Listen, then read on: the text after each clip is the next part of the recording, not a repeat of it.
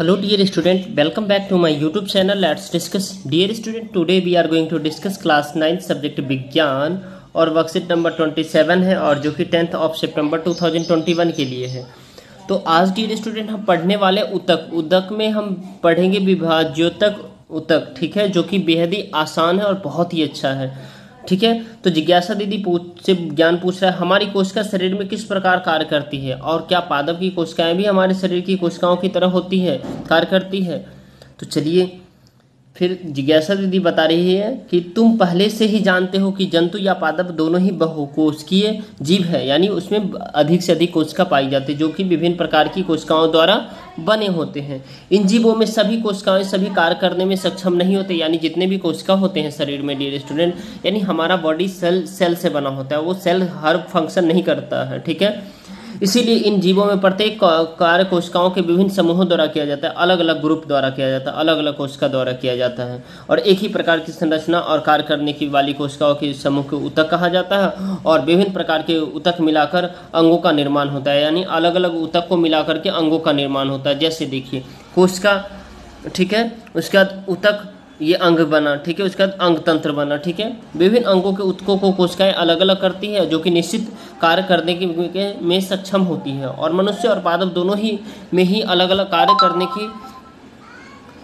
के लिए अलग अलग प्रकार के ऊतक होते हैं, ठीक है। अब इसमें देखेंगे डियर स्टूडेंट जंतु कोशिका किसे कहते हैं। जंतु कोशिका जो है ना, यहाँ पे इससे पहले देख लीजिए एक बार, हाँ हो गया।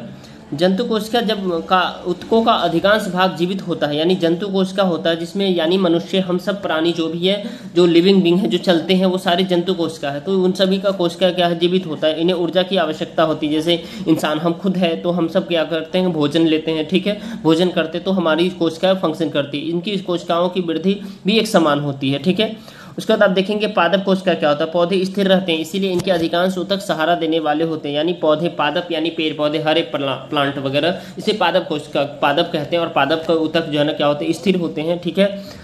और ऊतक अधिकतर मृत होते हैं। इसकी पौधे में वृद्धि कुछ ही क्षेत्रों तक सीमित होती है, यानी इसकी पौधे जो है ना कुछ ही क्षेत्र तक सीमित होते हैं इसकी वृद्धि। इन्हें ऊर्जा की आवश्यकता भी कम होती है और पौधे में कुछ ऊतक जीवन भर विभाजित होते हैं और जो कि पादप ऊतकों को विभाज्योतक ऊतक यानी मेरिस्टेमेटिक टिश्यू कहते हैं, ठीक है, तथा अस्थायी ऊतक यानी परमानेंट टिश्यू कहते हैं के रूप में वर्गीकृत किया जाता है। अब डियर स्टूडेंट इसमें यहाँ पे देख पा रहे हैं, जैसे कि ये देखिए विभाज्योतक ऊतक क्या होता है। तो पौधे की वृद्धि कुछ निश्चित भागों से ही होती है, पौधे की वृद्धि कुछ निश्चित भागों से होती है। जैसे विभाजित होने वाले ऊतकों के कारण इस प्रकार के ऊतकों को विभाज्योतक कहते हैं, यानी पौधे की वृद्धि कुछ निश्चित तक ही होती है, निश्चित भाग से ही होती है, उसे हम विभाज्योतक कहते हैं, ठीक है। ये तीन प्रकार के होते हैं। शीर्ष विभाज्योतक, यानी यहाँ देखिए आप शीर्ष विभाज्योतक, यहाँ ये पहला, ठीक है। उसके बाद जो है यह पौधे के जड़ एवं तनों की वृद्धि वाले भाग में विद्यमान होते हैं और यह पादप की लंबाई में वृद्धि होती है, यानी यहाँ से जो है ना, यहाँ से धीरे धीरे ये ग्रो करता है, ठीक है, लंबा जाता है, ठीक है। और अंतर्विशिष्ट विभाज्योतक यह पत्तियों के आधार या टहनी के पर्व यानी इंटरोड के दोनों उपस्थित होते हैं, यानी ये सारे हैं, ठीक है। यहाँ देखिए, ठीक है, ये जो यहाँ देखिए ये है ना, ये जो आपका कलर है, ठीक है। उसके बाद कहते हैं पार्श्व विभाज्योतक, तने की परिधि अथवा मूल में वृद्धि पार्श्व विभाज्योतक कहलाता है। जैसे कि आप देख सकते हैं पार्श्व विभाज्योतक ये सारे हैं, ठीक है, और विभाज्योतक तो ये आप देख ही रहे हैं, ठीक है डियर स्टूडेंट।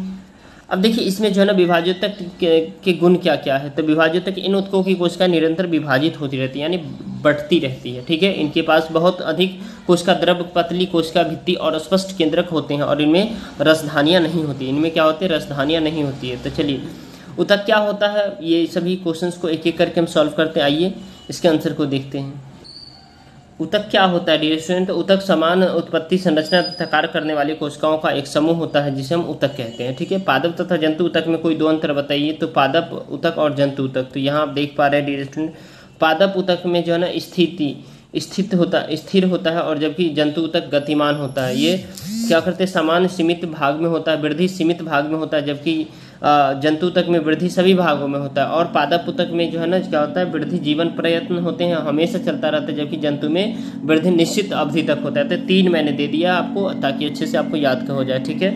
नेक्स्ट देखते हैं डियर स्टूडेंट, क्वेश्चन नंबर 3 है विभाज्योतक ऊतकों के प्रकार तथा पौधे में इनकी स्थिति दर्शाए। तो शीर्ष विभाज्योतक इन प्रकार का विभाज्योतक जड़, तना तथा आदि के अगले सिरे पर होती है। अंतर विशिष्ट विभाजोतक यह ऊतक तने की परिसंधियों में पाया जाता है और पार्श्व विभाजोतक यह ऊतक के तने और जड़ की परिधियों में होते हैं। और विभाजोतक ऊतकों के दो गुण हैं। तो विभाजोतक की कोशिकाओं के पास पतली भित्ति, अधिक कोशिका द्रव्य और स्पष्ट केंद्रक होते हैं, लेकिन रसधानी नहीं होती। और विभाजोतक की कोशिकाएं अत्यधिक क्रियाशील होती है। ठीक है, कैसी होती है? अत्यधिक क्रियाशील होती है। तो आई होप डियर स्टूडेंट आपको ये समझ में आ गया। विभाजोतक के दो गुण हैं। ठीक है, तो ये दोनों आपको याद हो गया। आप मुझे सपोर्ट कर सकते हैं इस वीडियो को लाइक करके। इस चैनल पे नए हैं तो चैनल को सब्सक्राइब करके और वीडियो को शेयर कीजिए डियर स्टूडेंट, ताकि इसी तरह का आपको हम 1 से 2 दिन पहले वर्कशीट प्रोवाइड करते रहें। चलिए bye bye, take care, have a nice day. फिर मिलते हैं dear student. Thank you, thanks a lot for watching.